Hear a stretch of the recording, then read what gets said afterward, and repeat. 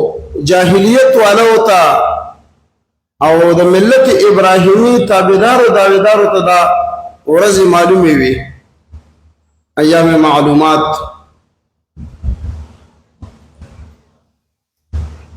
د دې ورځو په فضیلت کې تیر جمعه کې هم څه خبره ذکر شوی و د ابن عباس رضی الله عنه روایت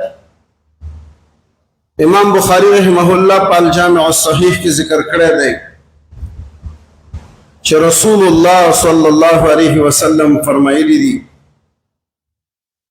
ما من ایام العمل الصالح فيهن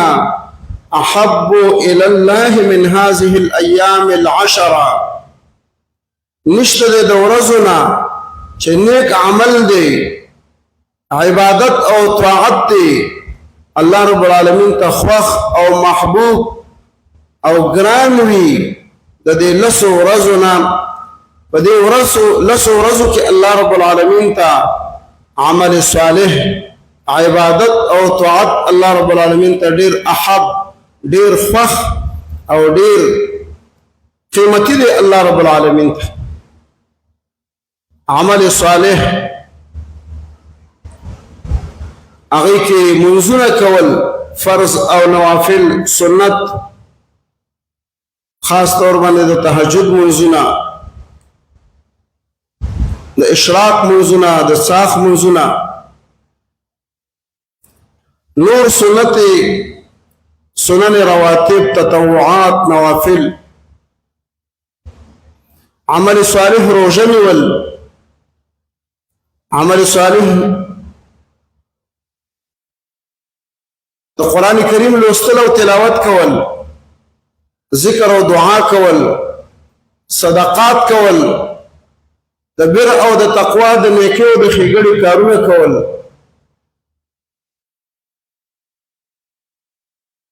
حج او عمره پکې ادا کول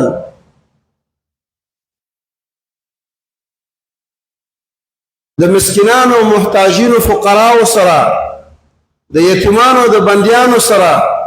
کومک او مرسته کول او اندقس نور اعمال د خیر او د معروف او د احسان او د بر او د تقوا وقالوا يا رسول الله دير ايد الله رسولا ولا الجهاد في سبيل الله جهاد في سبيل الله د دې ورځو هغه عمل صالح او عبادات او طاعات ته نه رسیږي نو رسول الله صلی الله علیه وسلم ورته فرمایي ولا الجهاد في سبيل الله او جهاد في سبيل الله د دې ورځو عمل صالح او عبادت او طاعت ته نه رسیږي خو بیا یو خبره فرمایي اگر که جهاد هم په عمل صالح کې راځي بلکې د اعلی اعمال صالحو څخه دی د اعلی عبادات او طاعات څخه دی بیا ورته فرمایي الا رجل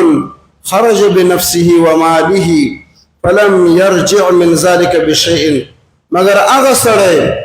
چې هغه د الله په لار کې د خپل نفس او د مال سره راوځي او د خپل نفس او مال د الله په لار کې د الله په دین کې د الله د رضا لپاره قربان کی او د یو شي سره د بیرته راونه ګرځيږي نفس هم په شهادت باندې ورسیږي د الله د رضا لپاره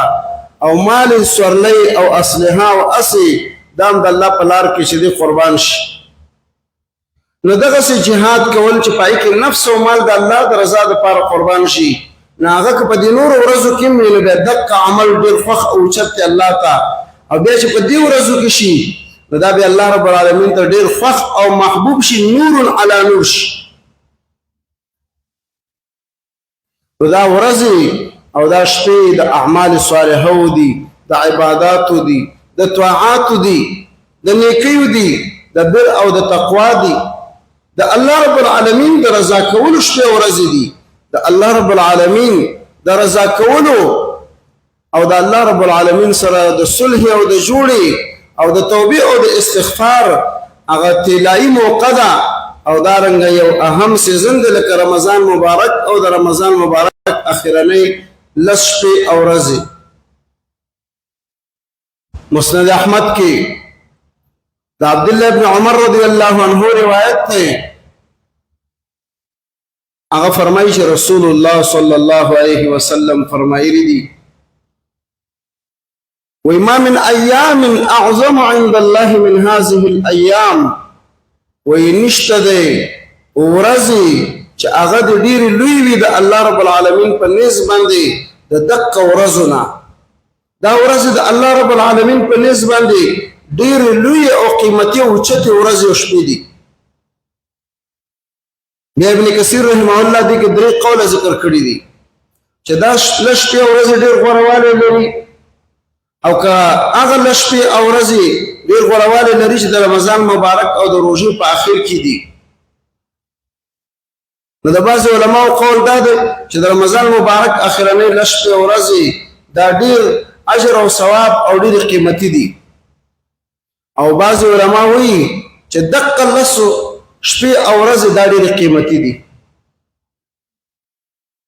دې کې اعمال او عبادات او عمل صالح الله رب العالمین ته ډېر زیات لوی دی او دا ایام اعظم عند الله دي. د دې نه ډېرې لوی ورځې د الله په نس باندې نشته دی. او لیال عشر کې چې ورباندې قسم کړی دی نو د شپو سره مراد ایام هم دي په عرف د عربو کې. شپو سره ورځې مراد کېږي د ورځو سره شپې مراد کېږي. او دریم قول دا ذکر کړی دی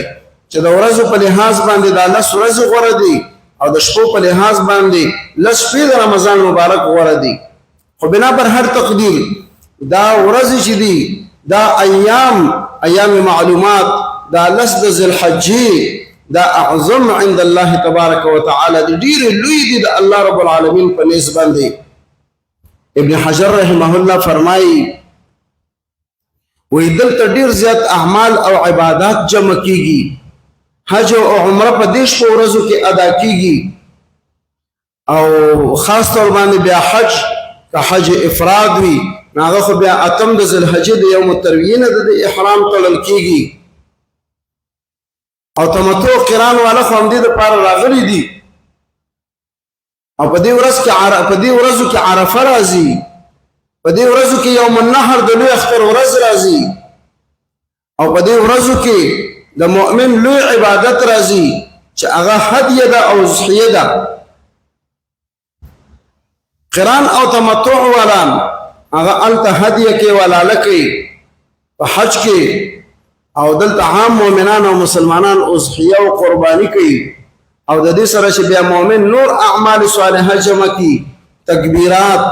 اذکار، توبه استغفار، صدقات، منځونه، تلاوت، تسبیح او تهلیل، دا بیا ډیر د الله رب العالمین په نسبت باندې دا ورځ املويږي او دا اعمال او عبادات املويږي. رسول الله صلی الله علیه وسلم فرمایي چې دا ورځ د الله رب العالمین په نسبت باندې ډیر لوی ورځ دي. او بیا فرمایي چې په دې ورځو کې عمل الله رب العالمین ته ډیر خوښ شي، ډیر محبوب شي. الله رب العالمین ته دغه ورځو کې نیک عمل او عبادت او طاعت احب وګرځي، محبوب ورته وګرځيږي، خوښ ورته وګرځيږي. د الله رب العالمین د دغه نیکو اعمالو سره مینه زیاته شي.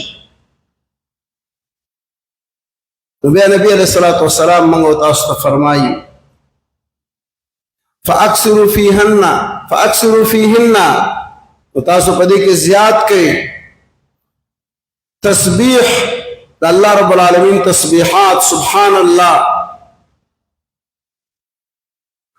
او والذکر او د الله رب العالمین ذکر پکې زیات کړئ، والتحمید او تحمید پکې زیات کړئ، الحمدلله ویل، والتهلیل او لا اله الا الله ویل،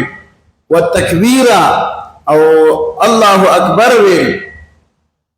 رسول الله صلی الله علیه وسلم فرمایي چې تاسو په دې کې ذکر، تسبیح، تحمید، تهلیل او تکبیر دا پکې زیات کې، فاکثروا فیهن پکې زیات کې. او خاص طور باندې دا جملې به پکې ډېرې وایي چې په هغې کې معنا ده او مقصد ده تسبیح او حمد او د ذکر او د تهلیل او د حمد وي. خاص طور باندې سبحان الله، الحمد لله، لا اله الا الله، والله اکبر. اور قرآن کریم کی میں اللہ رب العالمین فرمائی یذکر اسم اللہ فی ایام معلومات، چې الله یاد کی په دې ورځو مقرر شو کې دا د الله رب العالمین د یادولو او د ذکر دا شپې او ورځې دي د آیت کریمه کې چې ذکر شوی دی دا عامه معنا باندې دی الله رب العالمین په مانځ سره یاد کی قران کریم لوستلو سره یاد کی اذکار سره یاد کی دعاګانو سره یاد کی داغه تعظیم او لوی بیان کی په نور اعمال او عبادت او طاعات سره یاد کی